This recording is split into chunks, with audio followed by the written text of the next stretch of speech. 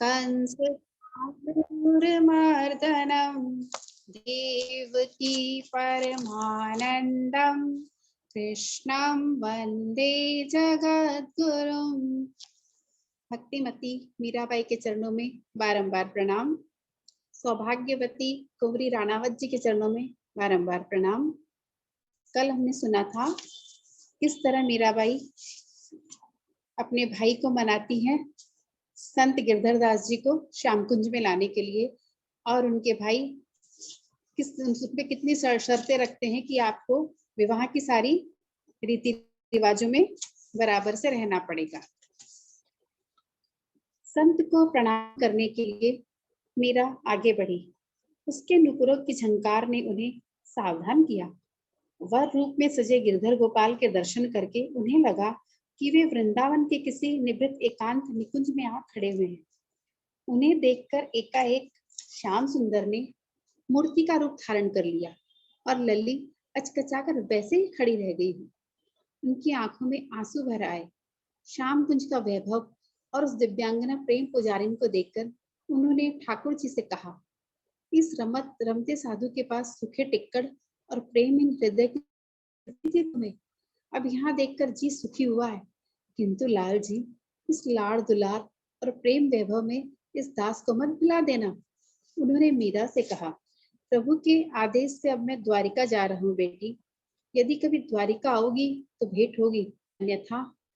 लाल जी के दर्शन की अभिलाषा थी सो पूरी हो गई। उन्होंने उठते हुए वस्त्र खंड से आंसू पोंछे। गिरधर गोपाल की बड़ी कृपा है महाराज, आशीर्वाद दीजिए कि सदा ऐसी ही कृपा बनाए रखे। ये मुझे मिले या ना मिले, मैं इनसे मिले रहूं। आप विराजे महाराज, प्रसाद आरोप कर पधारे।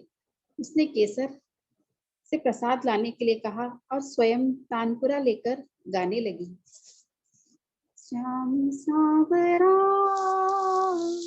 श्याम सावरा भारी प्रीत निभाजो जी हारी प्रीत निभाजो जी के तुम्हारा गुण सागर के तुम्हारा गुण सागर गुण मारा बिसरा जो जीते तो गुण मारा मति जा जो जी हारी प्रीत निभाओ जी।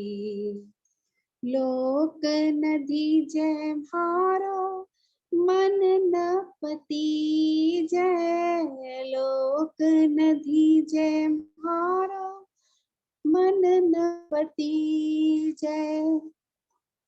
मुखड़े शब्द सुना जो जीते तो मुखड़े शब्द सुना जो जी हारी प्रीत निभाजो जी हारी प्रीत निभाजो जी। मैं तो दासी जन्म जन्म की, मैं तो दासी जन्म जन्म की, मारे आंगन रमता जो जीते तो आंगन रमता जो जी हारी प्रीत निभाजो जी हारी पीर प्रीत निभाजो जी। मीरा के प्रभु गिरधर नागर, मीरा के प्रभु गिरधर नागर, बेड़ो पार लगा जो जी हारो बेड़ो पार लगा जो जी हारी प्रीत निभाजो जी हारी प्रीत निभाजो जी। पद की मधुरता और प्रेम भरे भावों से गिरधर दास जी तन्मय हो गए। कुछ देर बाद आंखें खोलकर सजल नेत्रों से मीरा की ओर देखा। उसके सिर पर हाथ रखकर अंतःस्थल से मौन आशीर्वाद दिया। केसर द्वारा लाया गया प्रसाद ग्रहण कर एक बार पुनः ठाकुर जी के दर्शन किए। प्रणाम करके वे बाहर निकल गए। मीरा ने झुककर उनके चरणों में मस्तक रखा तो दो बूंद अश्रु संत के नेत्रों से निकल उसके मस्तक पर टपक पड़े। आहा, संतों के दर्शन सत्संग से कितनी शांति और सुख मिलता है, यह मैं इन लोगों को कैसे समझाऊं। वे कहते हैं कि हम भी तो प्रवचन सुनते ही हैं, हमें तो रोना गाना हंसना कुछ भी नहीं आता। अरे, कभी खाली होकर बैठे तब तो भीतर कुछ जाए। बड़ी कृपा की प्रभु, जो संत दर्शन कराए। और जो हो सो हो, पर अपने प्रियजनों, निजजनों, संतों, प्रेमियों के बीच निवास दो। उनके अनुभव, उनके मुख से झरती तुम्हारे रूप गुणों की चर्चा प्राणों में जोर हिलोर उठा देती है। जगत के ताप से तपे मन प्राण शीतल हो जाते हैं। मैं तो तुम्हारी हूँ, तुम जो चाहो वही हो, बस वही। मन तो अपनी चाह तुम्हारे, मैंने तो अपनी चाह तुम्हारे चरणों में रख दी है। मीराबाई का वैवाहिक गठबंधन। अक्षय तृतीया का प्रभात। प्रातः काल मीरा पलंग से सोकर उठी तो दासियां चकित रह गई। उन्होंने दौड़कर झाली जी और राणावत जी को सूचना दी। उन्होंने आकर देखा कि मीरा विवाह के साज से सजी है। बाहों में खांचों समेत दांत का चंदरबाई का चुड़ला है। विवाह के समय वर के यहाँ से वधु को हाथी दांत की चूड़ियां आती है, जिस पर सोने के पानी से चित्रकारी की जाती है। इसे चंदरबाई का काम कहा जाता है। इन चूड़ियों में से जो कोहनी से ऊपर पहनी जाती है उन्हें खांच कहते हैं। गले में तमड़ियों, यह भी ससुराल आने वाला गले का आभूषण है, जिसे सधवा स्त्रियां मांगलिक अवसरों पर पहनती है। छीक और बीजासन, नाक में नथ, सिर पर रखड़ी रखड़ी शिरोभूषण, हाथों में रची मेहंदी, दाहिनी हथेली में हस्त मिलाप का चिन्ह और साड़ी की पटली में खोसा हुआ पीताम्बर का गठजोड़ा, चोटी में गुथे फूल और केशों में पिरोए गए मोती। कक्ष में और पलंग पर फूल बिखरे हुए हैं। यह क्या मीरा, बारात तो अब आएगी ना? राणावत जी ने हड़बड़ा कर पूछा। आप सबको मुझे ब्याहने की बहुत हास थी ना।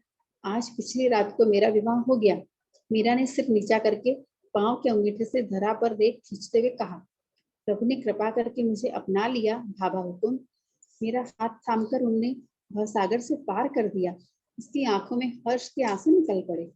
ये गहने तो अमूल्य है मीरा, कहाँ से आए? झाली जी ने पूछा।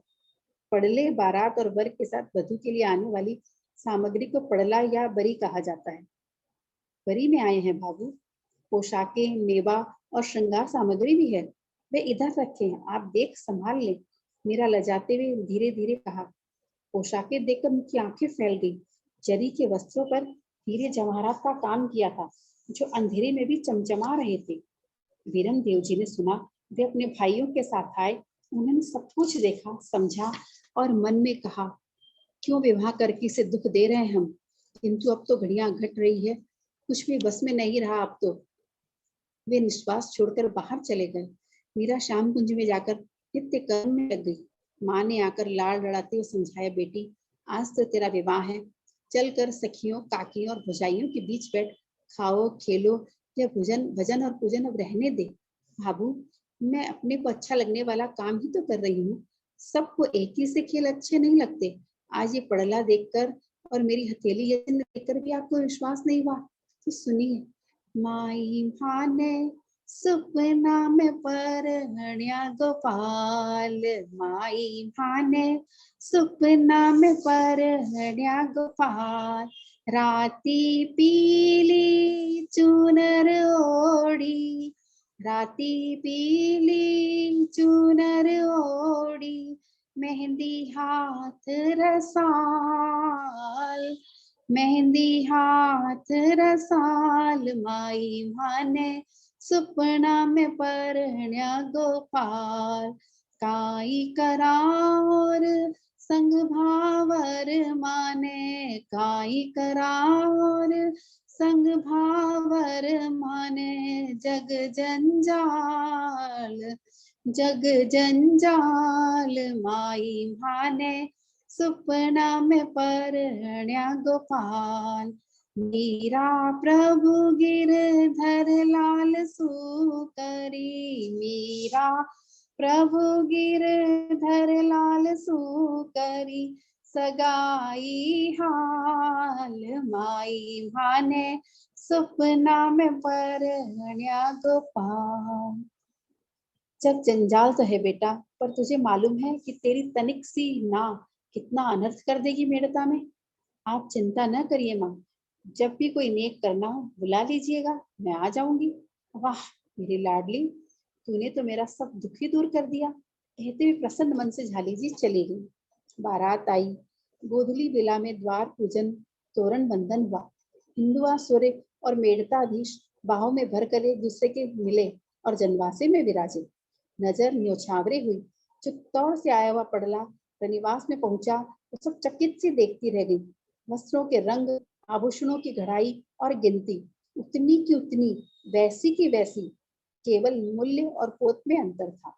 जब मीरा को धारण कराने का समय आया तो उसने कहा, सब वैसा का वैसा ही है भाभा हुक्म, जो पहनू हो वही रहने दीजिए ना।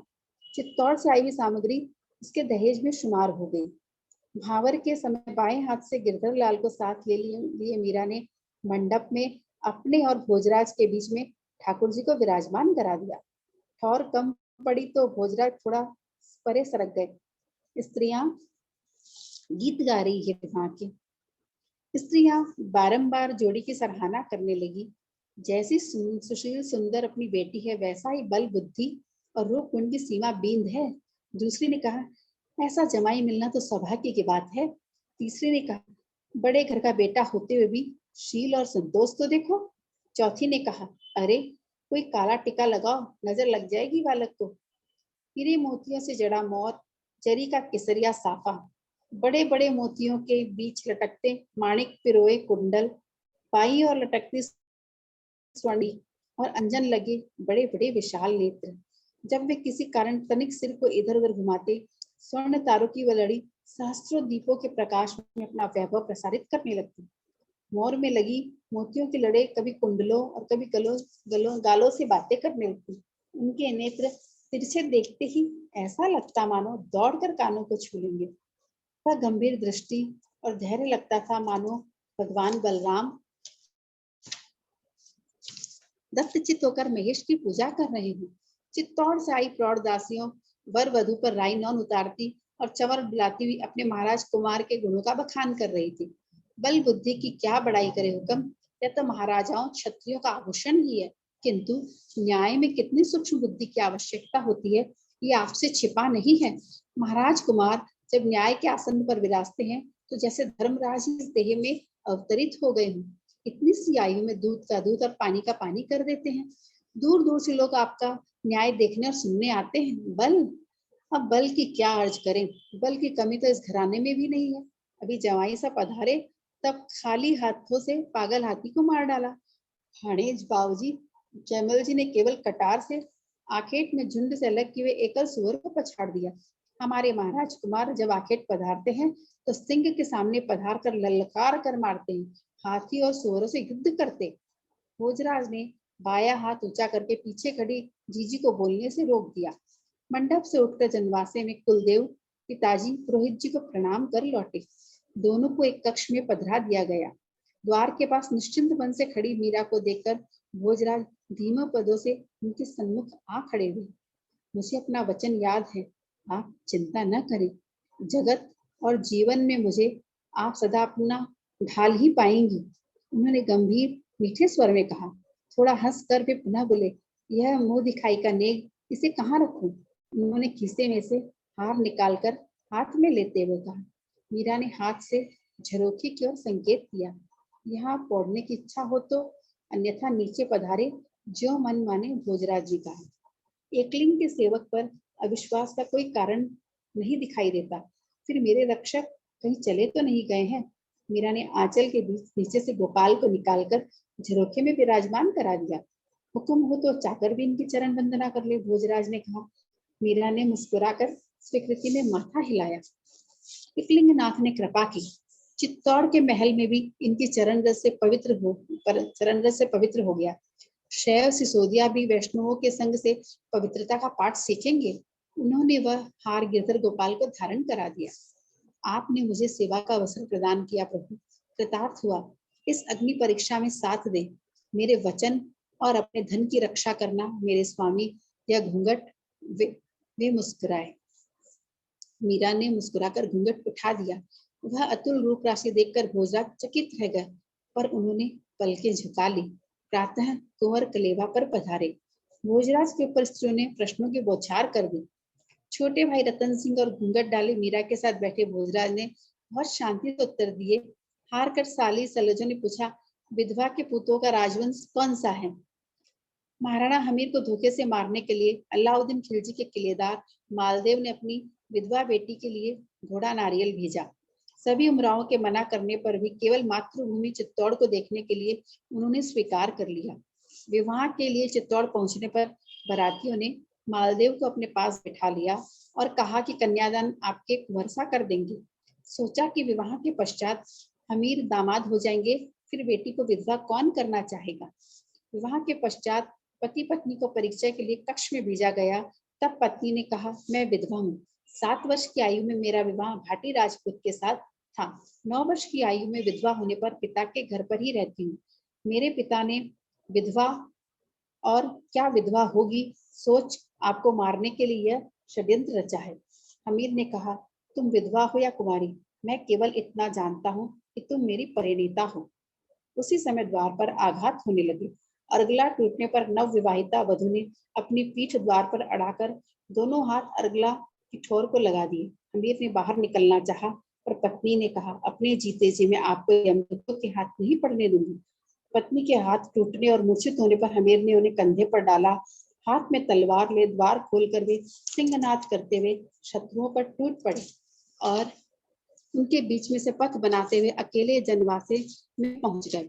महाराणा हमीर की उस पत्नी के पुत्र हुए क्षेत्रपाल, जो इतिहास में खेता के नाम से प्रसिद्ध हुए।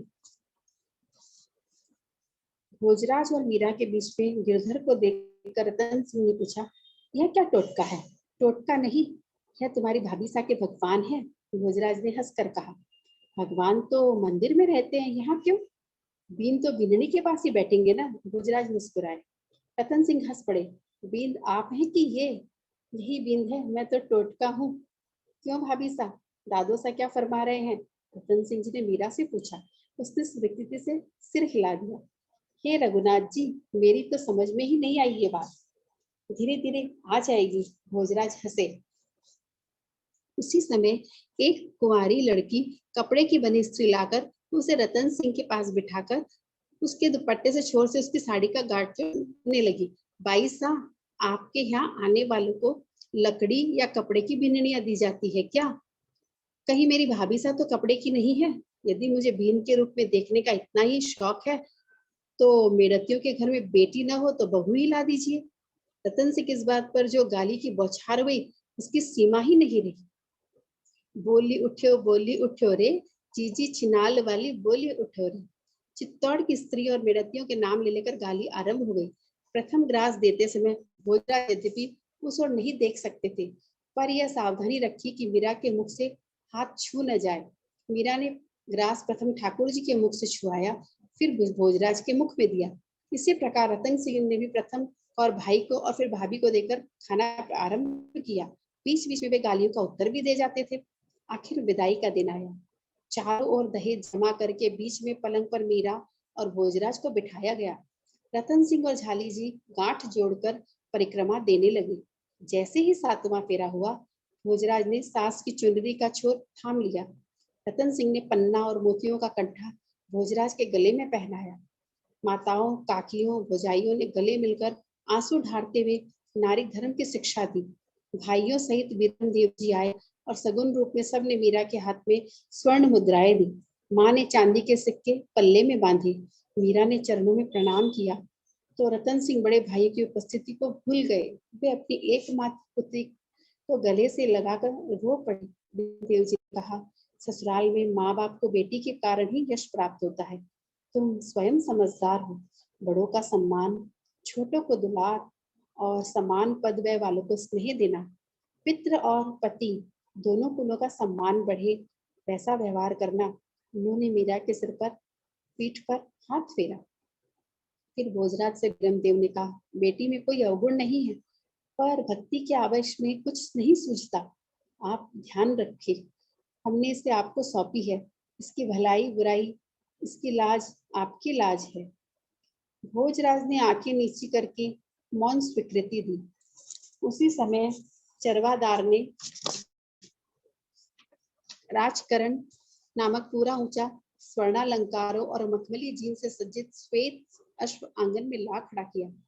पैरों में बंधी पैंजनियां बजाता हुआ, लगाम चबाता हुआ राजकरण ललित गति से नाच रहा था। भोजराज उछलकर उस पर सवार हुए।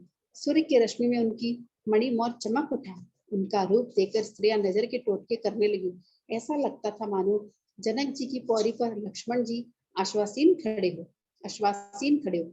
थोड़ी दूर जाकर फिर वापस लौटकर उन्होंने घोड़े पर बैठे बैठे 7 बार अपनी सभी सासों को अभिवादन किया। आभूषण स्वर्ण मुद्राओं की वर्षा सी हो गई। सेवकों ने बटोर थैली में भर लिया। सिसकियों के मध्य विदाई के गीत स्वर लहरा उठे। उसी समय रोती हुई मीरा के पास माँ ने आकर पूछा, बेटी, तेरे दाता हुक्म विरमदेव जी ने दहेज में कुछ भी कसर नहीं रखी, फिर भी बेटी कुछ और चाहिए तो कहो। मीरा ने कहा, देरी माई अब माँ को गिरधर लाल, तेरी माई अब माँ को गिरधर लाल, प्यारे चरण की आन करती हो, प्यारे चरण की आन करती हो, और न दे मणि लाल, देरी माई अब माँ को गिरधर लाल, ना तो सगो परिवारो सारो, ना तो सगो परिवारो सारो, माने लागे काल, देरी माई माँ को गिरधर गोपाल, मीरा के प्रभु गिरधर नागर, छवि लखी भई निहाल, छवि लखी भई निहाल, तेरी माई माँ को गिरधर लाल, तेरी माई माँ को गिरधर लाल। ठाकुर जी को भले ही ले जा बेटा, भले ही ले जा बेटा, पर उनके पीछे पगली होकर अपना कर्तव्य न भूल जाना। देख, ये कार्तिकेय जैसे गुणवान और सुंदर पति मिले हैं। सदा उनकी आज्ञा में रहना, इनकी सेवा करना, सास ननद का आदर करना, दास दासियों पर दया दृष्टि रखना, सदा सबके प्रिय बनकर रहना। भाभियों और बहनों ने उसे मियाँ ने पालकी डोली में बिठाया। मंगला ने सिंहासन समेत गिरधर लाल को उसके हाथ में दे दिया। मियाने के चारों ओर हाथ में चंवर, पंखे, झारी, पानदान, श्रृंगार पेटिका आदि सेवा की सामग्री लिए वस्त्रालंकारों से सजी धजी 100 दासियां खड़ी थी। देवताओं को धोख देकर मंगल वाद्य ध्वनि के साथ बारात विदा हुई। जैसे ही भोजराज के अश्व ने सिंह पौरी पार की, अटारी पर खड़ी स्त्रियों के कंठ मुखर हो उठे। बड़ी धूमधाम से बारात ने चित्तौड़ में प्रवेश किया। महाराणा कुंभा द्वारा निर्मित विजय स्तंभ पर एक लिंगनाथ का भगवा ध्वजा फहरा रहा था। नर नारियों के हर्ष की सीमा नहीं थी। राजमार्ग के दोनों ओर लोगों के ठट्टे लगे हैं। वर वेश में भोजराज रतन सिंह के साथ विशाल गजराज पर विराजित थे।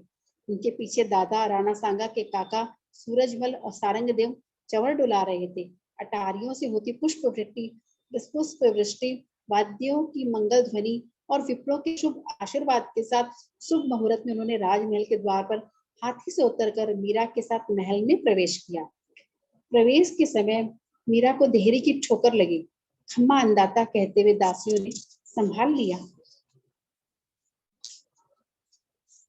स्त्रियां मीरा की आगमन पे लाटचाव में गीत गा रही हैं। नगार खाने की नौबत और शहनाई लोगों के कान फाड़े डालती थी। दमावनियां बधावे गा रही है। आज महाराणा सांगा का मुख प्रसन्नता से खिल उठा था। 80 घावों से भरी देह, एक हाथ, एक पांव और एक आंख से अपंग होने पर भी आज तक किसी ने उनके मुख की ओर देखने की हिम्मत नहीं हुई थी। कोई नहीं बता सकता था कि उनकी कौन सी आंख है और कौन सी नहीं। वे ही महाराणा सांगा आज प्रसन्न हो उमरावों को गले लगा रहे थे। अपने सर्वगुण संपन्न लक्ष्मण बलराम से सुंदर युवा पुत्र को वर वेश में वधु के साथ देखकर उनका हर्ष हृदय में समा नहीं पा रहा था। आरती करके नजर उतार महारानियों ने वर वधु को माया में ला बिठाया। माया को धोख दे उन्हें पुनः रथ में बिठा देवताओं को धोख देने भेजा गया। लौटकर कंगन डोरड़े खोलने में माया में आए। सर्वप्रथम काले तिल मिलाए मीठे चावल के साथ साथ कौर दोनों को एक दूसरे को देने थे। दूध की परात में स्वर्ण मुद्रा डालकर दोनों को खोजने को कहा गया। भोजराज तो वैसे ही दूध में हाथ फेरते रहे। तीनों ही बार जीत मीरा की हुई। उदय कुंवर बाईसा भोजराज की बहन ने कहा, नहीं बाबूजी, आप तो यूं ही हाथ फेरा रहे हैं, जानबूझकर भाभी सा को जिता रहे हैं आप। भोजराज उसकी ओर देखकर मुस्कुरा दिए। होठों पर उंगली रखकर चुप रहने का संकेत करते हुए कहा, बोलिएगा नहीं हो, अकाल पड़ जाएगा। विवाह मंडप में तो नहीं बोले नहीं, बेचारा मेड़ता अकाल से सूख जाएगा। साथ जाने वाली दासियों ने बताया कि नहीं बोले। कंगन खोलने के समय एक मीरा ने दोनों हाथों से उनके कंगन डोरड़े खोल दिए, पर भोजराज को तो एक ही हाथ का प्रयोग करना था। इस पर भी वे सावधानी बरत रहे थे कि हाथ से हाथ छू न जाए। बैठते समय भी अपने और मीरा के बीच में अंतर रखा तो भाभीियों और बहनों ने थोड़ा धक्का देकर उन्हें समीप खिसकाते हुए कहा, लाल जी सा पास खिसक कर बैठिए, अभी का अंतर सदा ही यात्रा दूरी रखता है। वह तो है ही, भोजराज ने मन ही मन में कहा। ऐसे कहीं कंगन खुलते हैं बाबूजी? उदा ने कहा, मैं सहायता करूं? पुरोहितानी जी ने मना किया, या तो महाराज कुमार को ही खुलना है। जो न खुले तो उदा ने पूछा, बाईसा ऐसा कभी होता है? अरे मेड़ता की स्त्रियों ने कस करके 7 गांठें लगाई है और बाबूजी हुक्म का तो हाथ कांप रहा है, खुलेगा कैसे? मीरा का हाथ दुख चला तो उसने अपने घुटने पर रख लिया। भोजराज भी क्या करे, उनकी दृष्टि कभी मेहंदी रचित उंगलियों पर जा ठहरती तो कभी हंसफुल और कभी हाथी दांत के बने चूड़े से शोभित कलाई पर। वे भरसक प्रयत्न करके कंगन पर नजर केंद्रित करते हुए गांठ खोलने का प्रयत्न करते, किंतु दृष्टि भटकी जाती। स्त्रियां विनोद कर रही थी और बेटियां बहनें उत्साह दिला रही थी। हारने का नाम हमारे वंश का नहीं है, बाबूजी हुक्म भी हारेंगे नहीं। दूध परात में तो भाभी सा का मन रखने के लिए जानबूझकर जिता दिया था उनको। अरे ये डोरडा है ही क्या? हमारे बाबूजी हुक्म न्याय में कठिन से कठिन गांठ सुलझा देते हैं। युद्ध के मैदान में 700 वीरों को भी अकेले ही मार भगाते हैं। इन 7 गांठों की क्या बिसात है? अरे बाबूजी हुक्म तो ऐसे लाल हुए जा रहे हैं मानो यही बीननी हो। लगता है लाल जी सा जानबूझकर देर लगा रहे हैं। भाभी ने कहा, और नहीं तो क्या, देखो जरा इनकी नजर किधर है। इस प्रकार तो प्रातः तक ये गांठें ही नहीं खुलने की। हाँ बाबूजी हुक्म देखिए ना, ये भाभियां कितनी डिंग मार रही है, कृपा करके इनके साथ हमारी भी लाज रखिए ना। कठिन प्रयत्न करने के 5 गांठें भोजराज ने खोल दी। अब 2 और रह गई। तब धीरे से मीरा ने अपना दूसरा हाथ बढ़ाया और देखकर भोजराज ने अपना हाथ हटा लिया। कोई कुछ समझे। तब तक मीरा ने दोनों गांठें खोल दी। यह देखकर सब स्त्रियां हंसने लगी। बहुत रात गए मीरा को उसके महल में पहुंचाया गया। दासियों ने एक कक्ष में गिरधर लाल को पधरा दिया। मीरा भी वहीं पहुंची। भोग आरती करके शयन से पूर्व तानपुरा ले गाने लगी। होता जाजो राज महर महला, होता जाजो राज मारे महला। मैं अवगुणी मेरो साहिब सौ गुणा, मैं अवगुणी मेरो साहिब सौ गुणा। संत सवारे काजा, होता जाजो राज मारे महला। मीरा के प्रभु मंदिर पधारो, करके केसरिया साजा, करके केसरिया साजा। होता जाजो राज मारे महला, होता जाजो राज मारे महला। जय जयवंती राग उस मधुर कंठ के मिलन से अपूर्व हो उठा। भोजराज ने शयन कक्ष में साफा उतार कर रखा ही था कि मधुर रागिनी ने कर्ण स्पर्श किया। वे अभिमंत्रित नाग से उस ओर चल दिए। वहां पहुंचकर उनकी आंखें मीरा की मुख कंच की भ्रमर हो जा लगी। भजन पूरा हुआ तो उन्हें चेत आया। प्रभु को प्रणाम करके लौट आए। शुभ दिन सोचकर बहू की मुंह दिखाई दी। जिसने भी घूंघट उठाकर देखा, देखती ही रह गई। प्रशंसा के शब्द भी स्पष्ट न हो पाए। सभी के मन वचन बहू की रूप सराहना में मुखर थे। पगे लागनी हुई। बहू द्वारा गुरुजनों के चरण स्पर्श होने पर अपनी शक्ति के अनुसार सभी ने मुंह दिखाई और पगे लागनी दी। महाराणा ने पुर और मंडल ये 2 परगने दिए। इनमें से मीरा ने 2000 बीघा सिंचित भूमि अपने साथ मेड़ते से आए हुए श्री गजाधर जोशी जी को दे दी।